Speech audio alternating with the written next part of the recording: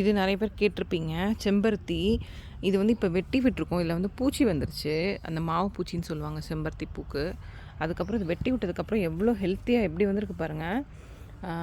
இது வந்து இந்த லீவ்ஸை வந்து நாங்கள் காய வச்சு இந்த லீவ்ஸுமே வந்து அரப்புக்கு இதெல்லாம் பொடி பண்ணி எடுத்து வச்சுக்குவோம்.